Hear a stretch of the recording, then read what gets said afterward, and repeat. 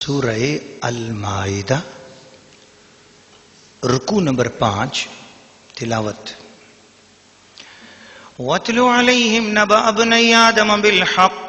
إِذْ قَرَّبَا قُرْبَانًا فَتُقُبِّلَ مِنْ أَحَدِهِمَا وَلَمْ يُتَقَبَّلْ مِنَ الْآخَرِ قَالَ لَأَقْتُلَنَّكَ قَالَ إِنَّمَا يَتَقَبَّلُ اللَّهُ مِنَ الْمُتَّقِينَ لَئِنْ بَسَطتَ إِلَيَّ يَدَكَ لِتَقْتُلَنِي مَا أَنَا بِبَاسِطٍ يَدِيَ إِلَيْكَ لِأَقْتُلَكَ إِنِّي أَخَافُ اللَّهَ رَبَّ الْعَالَمِينَ إِنِّي أُرِيدُ أَن تَبُوءَ بِإِثْمِي وَإِثْمِكَ فَتَكُونَ مِنْ أَصْحَابِ النَّارِ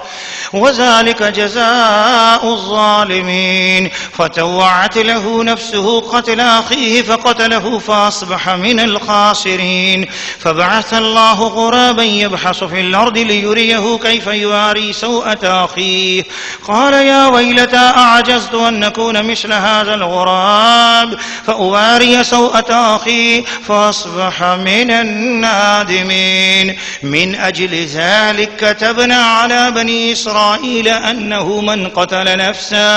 من قتل نفسا بغير نفس أو فساد في الأرض فكأنما قتل الناس جميعا ومن أحياها فكأنما أحيا الناس جميعا ولقد جاءتهم رسلنا بالبينات ثم إن كثيرا منهم بعد ذلك في الأرض لمسرفون إنما جزاء الذين يحاربون الله ورسوله ويسعون في الأرض فسادا أن يقتلوا أو يسلبوا أو تقطع أيديهم وأرجلهم من خلاف أو ينفوا من الأرض ذلك لهم خزي في الدنيا ولهم في الآخرة عذاب عظيم إلا الذين تابوا من قبل أن تقدروا عليهم فاعلموا أن الله غفور رحيم سورہ المائدہ رکوع نمبر 5 ترجمہ کنز الایمان اور انہیں پڑھ کر سناؤ آدم کے 2 بیٹوں کی سچی خبر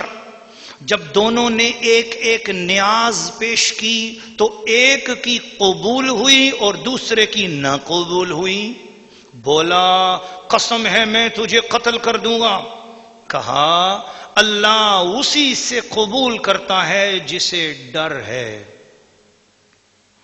بے شک اگر تو اپنا ہاتھ مجھ پر بڑھائے گا کہ مجھے قتل کرے تو میں اپنا ہاتھ تجھ پر نہ بڑھاؤں گا کہ تجھے قتل کروں میں اللہ سے ڈرتا ہوں جو مالک ہے سارے جہان کا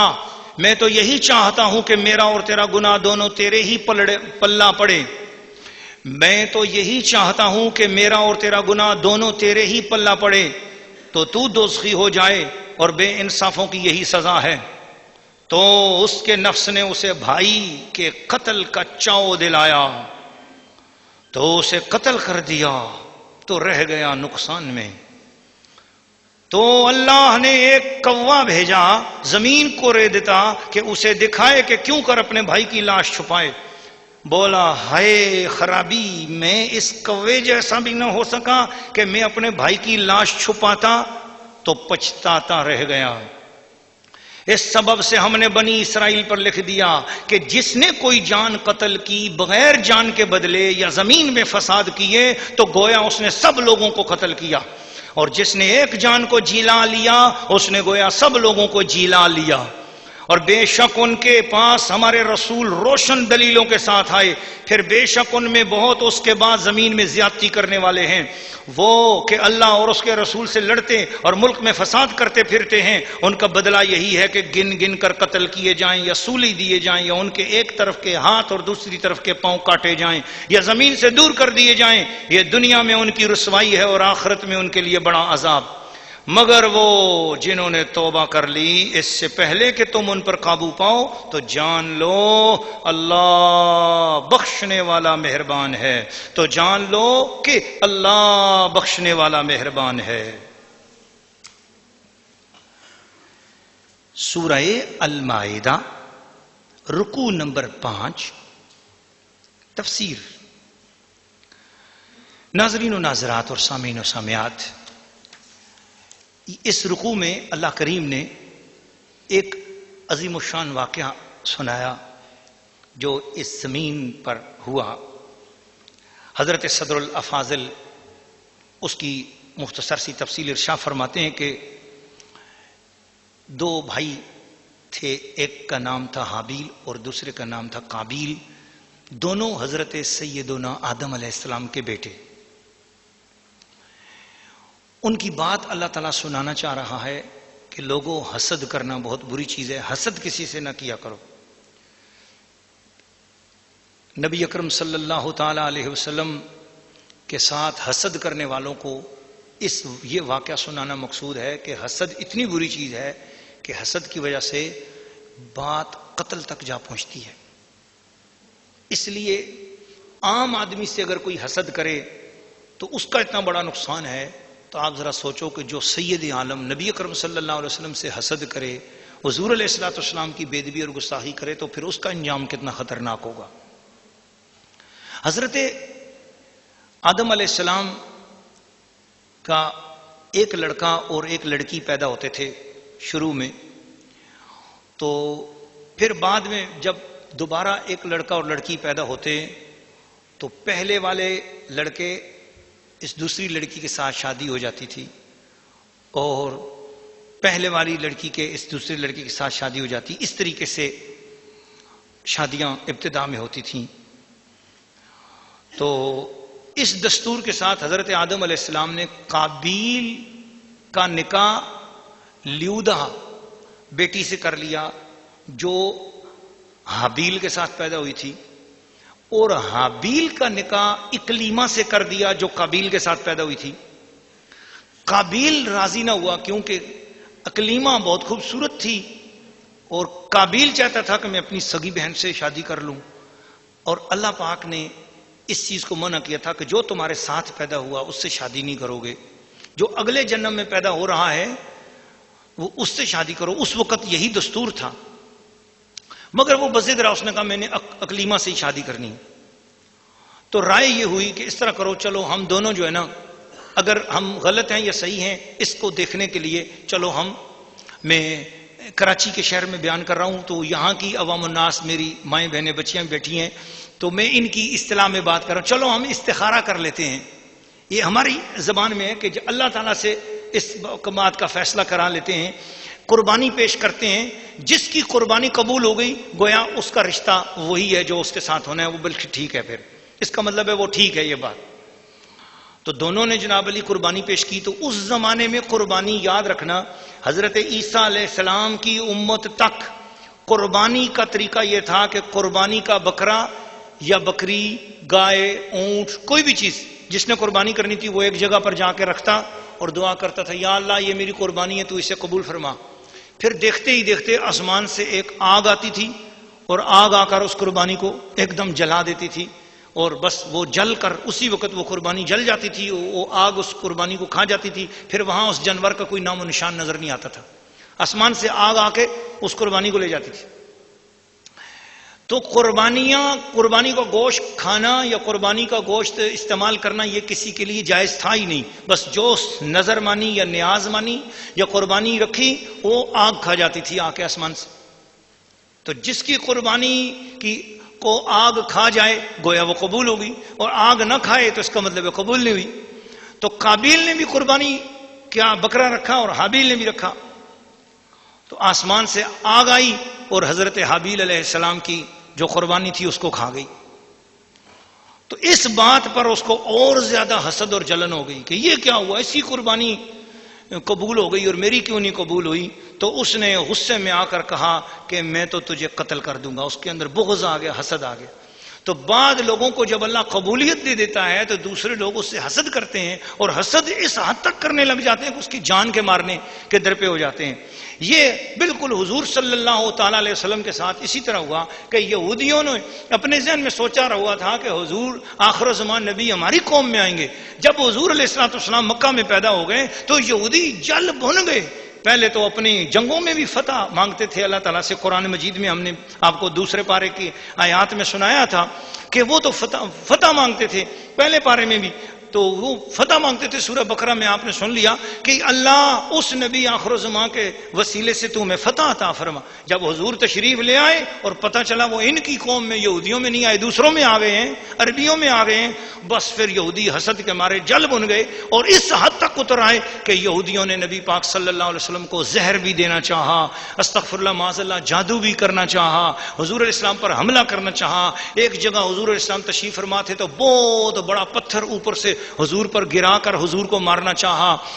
چھپ کر حملے کرنے چاہے, بہت سازشیں کی حضور کو جان سے مار ڈالنے کی, مگر اللہ اپنے پیارے محبوب کو بچاتا رہا. اور اللہ نے قرآن مجید کے اندر نازل کر دیا واللہ یعصمک من الناس, اے محبوب انسانوں کا ہاتھ تیرے تک نہیں پہنچ سکے گا تجھے مارنے کے لیے, تو تیری حفاظت تیرا رب کر رہا ہے. تو مگر واقعہ بتایا کہ یہ جو حسد ہے یہ اس حد تک انسان کو آگے لے جاتا ہے اور اس حسد سے بچو. پھر اس نے اسی طرح کیا اور پھر اس کے بعد حضرت آدم علیہ السلام کے سامنے یہ واقعہ نہیں ہوا. حضرت آدم علیہ السلام حج کرنے کے لیے مکہ شریف گئے ہوئے تھے تو پیچھے ان دونوں بھائیوں کے درمیان یہ جھگڑا ہوا اور یہ معاملہ ہوا. پھر جب اس نے ایک جگہ حضرت حابیل کو دیکھا وہ عبادت کر رہے تھے تو وہ پیچھے سے ایک بہت بڑا پتھر لے کے آیا اور اس نے پہلے سے کہہ رکھا تھا کہ میں آپ کو ماروں گا. اور حضرت حابیل علیہ السلام عبادت کر رہے تھے, اس نے پیچھے سے پتھر لایا اور زور سے بڑا سارا پتھر ان کے سر پہ مارا. بعض روایتوں میں آتا ہے چھری ماری, جو بھی ہوا بہرحال اس نے حضرت حابیل علیہ السلام کو شہید کر دیا. اب اس کو پتہ ہی نہیں ہے کہ اب کیا کریں. جب کوئی بندہ مر جائے تو کیا کرنا چاہیے. اس وقت تک کوئی انسان مرا ہی نہیں تھا. تو سب سے پہلی اس کائنات میں موت نہیں ہوئی, سب سے پہلی اس کائنات میں شہادت ہوئی ہے. اس لیے شہادت کا درجہ موت سے افضل ہے. نہ کوئی بیماری سے مرا تھا, اس سے پہلے کوئی مرا ہی نہیں تھا, تو قبر بھی نہیں بنی. اس کائنات میں سب سے پہلے اگر کوئی مزار بنا ہے تو ایک شہید کا مزار بنا ہے. اس پہلے مزار پر حضرت حابیل علیہ السلام کے مزار پر مجھے حاضری دینے کا شرف حاصل ہوا الحمدللہ. آج بھی وہاں پر لکھا ہوا النبی حابیل علیہ السلام, بہت پیارا مزار شریف ہے ماشاءاللہ الحمدللہ. اور جب میں نے وہاں پر قرآن مجید کی یہ آیت اکثر پڑھتا تھا تو میں پریشان ہوتا تھا کہ یہاں پر اللہ تعالیٰ نے ایک بڑا زبردست کلمہ لکھا کہ جب حابیل علیہ السلام شہید ہو گئے تو فَتَوَعَتْ لَهُ نَفْسُهُ قَتْلَ أَخِيهِ فَقَتَلَهُ فَأَصْبَحَ مِنَ الْخَاسِرِينَ. وہ بڑا شرمندہ ہوا قابیل اپنے بھائی جان کو شہید کرنے کے بعد, پریشان ہو گیا. تو اب کرے کیا, وہ لاش اٹھاتا تھا, حضرت حابیل کی لاش اٹھا کر گھومتا پھرتا, سوچتا میں کروں کیا کرنا چاہیے. تو اس سوچ میں فبعث اللہ غرابا یبحث فی الارض,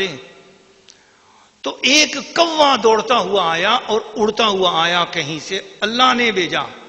تو یہاں پر جو ہے نا جب میں نے دیکھا فبعث اللہ غرابا, اللہ نے کوا بھیجا,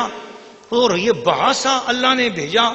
تو یہ بعثا کا کلمہ بڑا معزز کلمہ ہے اور جو کوے کے لیے استعمال ہوا. تو میں بڑا سوچتا تھا کہ یار یہ کوے کو اللہ نے بھیجا, کیا بات. لیکن دوستو جس وقت میں اس مقام پر گیا ہوں سیریا میں, شام شریف میں, جہاں حضرت حابیل علیہ السلام کا مزار شریف ہے, تو وہ اتنی ٹھنڈی یک جگہ ہے. میرے خیال میں ہم جب گئے تھے جون جولائی کا مہینہ تھا, اور جون جولائی کے مہینے میں وہاں پر کھڑے نہیں ہوا جا رہا تھا. دوپہر کا ٹائم تھا اور ہاتھ شخ یخ سردی, اور ہمارے ہاتھ جو ہے نا ٹھر رہے تھے سردی کے ساتھ. اور اس وقت کہیں اس پورے دور دراز علاقے میں نے غور سے دیکھا کہیں نام و نشان نہیں ہے کسی پرندے کا, اتنی سخت سردی اور ٹھنڈا علاقہ ہے وہ. تو میں نے سوچا ہاں یہ اس علاقے میں سردی کے باعث کوئی پرندہ ہے ہی نہیں ہے, تو اس لیے واقعی یہ بات ہے کہ اللہ نے کہیں سے کوے کے دل میں ڈالا اور حضرت حابیل علیہ السلام کے مزار کی ترکیب قابیل کو سمجھانے کے لیے کوے کو بھیجا. تو کوے نے کیا کیا, آ کر زمین کو کریدنا شروع کیا. جب کوے نے کوریدا تو قابیل کو پتا چلا کہ مجھے جو ہے وہ کام کرنا چاہیے, قبر کھودنی چاہیے. تو گویا قبر کھودنے کا جو کام ہے یہ اللہ نے سکھایا, خود سکھایا, اور قابیل کو سمجھ میں آیا. تو قابیل نے کھود لی قبر اور حضرت حابیل علیہ السلام کا مزار بن گیا. تو یہاں پر میں تھوڑی سی ایک بات آپ کو سمجھ میں لانا چاہتا ہوں, یقیناً آپ بڑے محظوظ ہوں گے. تو گویا ایک ٹیکنیکل کام ہوا اور گویا یہ ایک فن ہوا, قبر کھودنا بھی ایک فن اور ایک کام ہوا. اور ایک کام اور یہ فن جو ہے اللہ نے کوے کے ذریعے سکھایا. تو اور کوئی پرندہ بھی منتخب ہوتا مگر کوے کے ذریعے سکھایا، تو کوے کے ذریعے سکھایا، تو اس لیے پتہ یہ چلتا ہے کہ یہ بھی ثابت ہوتا ہے اور سبق ملتا ہے کہ انسانوں کو سبق جانوروں سے بھی سیکھنا چاہیے، اور یہ بھی اس سے ثابت ہوتا ہے کہ انسان کو کوئی بھی نصیحت کہیں سے بھی سیکھ لینی چاہیے، نصیحت کی بات کہیں سے بھی مل رہی ہو تو سیکھ لینی چاہیے۔ دوسری یہ بھی بات پتہ چلی کہ دراصل قاتل تھا نا وہ قابیل، تو اس کو یہ بات قبر کھودنے والی بات کسی فرشتے کے ذریعے نہیں بتائی، کسی اور اچھے ذریعے سے نہیں بتائی، اس ذریعے سے بتائی، تو اس سے مطلب یہ ہوا کہ غیروں کے ساتھ اور جو گستاخ ہوتے ہیں ان کو کسی اور ذریعے سے، دنیاوی ذریعے سے پڑھایا جاتا ہے، اور جو اپنے ہوتے ہیں انہیں آسمانی انداز سے سکھایا جاتا ہے۔ یہ بھی ایک تھوڑا سا اس میں اس طرف متوجہ ہو جائیں آپ۔ تو یہ پھر ان کا مزار شریف بنا۔ بہت ساری اس میں اور باتیں بھی ہیں لیکن میں بس اسی پر اکتفا کرتا ہوں۔ اور ایک واقعہ جو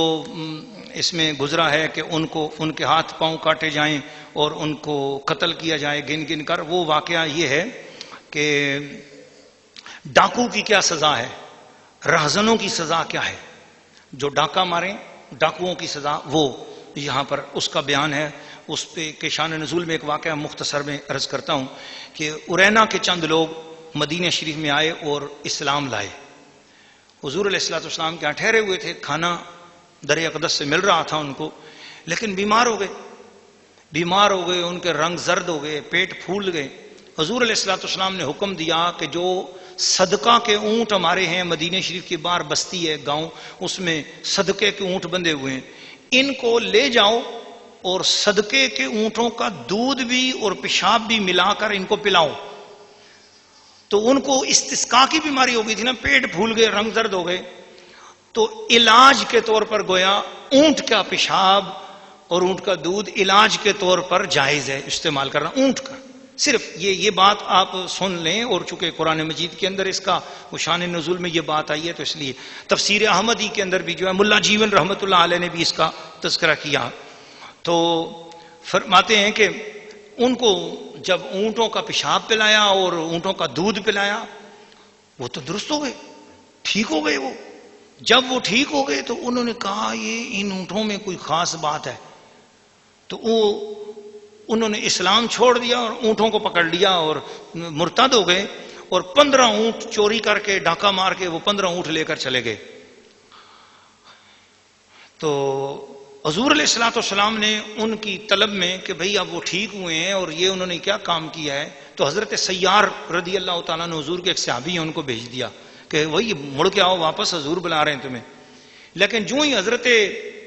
سیار وہاں پر پہنچے تو انہوں نے حضرت سیار کو پکڑا، ان کے ہاتھ اور پاؤں کاٹ دیے، ہاتھ کاٹ کے پھینک دیے، دوسرا ہاتھ بھی کاٹ کے پھینک دیا، حضور کے صحابی کا پاؤں بھی کاٹ کے پھینک دیے،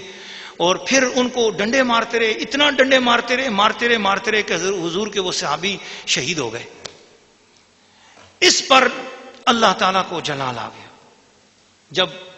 ادھر حضور علیہ الصلوۃ والسلام کو اطلاع مل گئی اور حضور نے دوسرے صحابہ کرام کو اور بھیجا، ایک فوج، ایک بری دستہ اور پارٹی بھیجی جو ان کو گرفتار کر کے لے آئی، ان سب کو گرفتار کر کے لایا گیا۔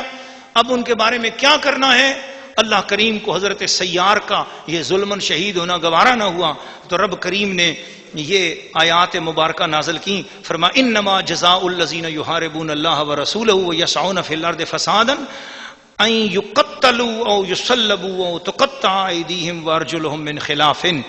کہ بے شک وہ لوگ جو اللہ اور اس کے رسول سے لڑتے اور ملک میں فساد کرتے پھرتے ہیں، ان کا بدلہ یہی ہے کہ وہ گن گن کر قتل کر دیے جائیں، یا سولی دیے جائیں، یا ان کے ایک طرف کے ہاتھ اور دوسری طرف کے پاؤں کاٹے جائیں، یا وہ زمین سے دور کر دیے جائیں۔ یہ دنیا میں ان کی رسوائی ہے۔ یہ 3-4 سزائیں ملا کر ایک حکم میں نازل کر دیں۔ اب محبوب کی مرضی، ان میں سے جو بھی سزا دے رہی ہے وہ محبوب کی مرضی ہے۔ تو حضور علیہ الصلوۃ والسلام نے ان کے لیے یہ سزا دی، اور ایک پاؤں اور ایک ہاتھ کاٹنے کا، تاکہ اگر یہ زندہ رہیں شاید بعد میں اسلام قبول کر لیں، توبہ قبول کر لیں۔ ان کو مارا نہیں، فرمایا ایک ہاتھ اور ایک پاؤں ان کا کاٹ دو، حالانکہ انہوں نے بڑا ظلم کیا ہے۔ تو پھر فرمایا کہ اگر توبہ کر لیں تو ان کی توبہ بھی قبول ہے، اور لیکن اس میں شرط یہ ہے کہ جو مال لوٹا ہے وہ مال واپسی کیا جائے گا، اور اگر انہوں نے اس مال کو لوٹتے ہوئے کسی بندے کو مارا ہے تو پھر اس صورت میں قصاص بھی ان کے اوپر واجب ہوگا.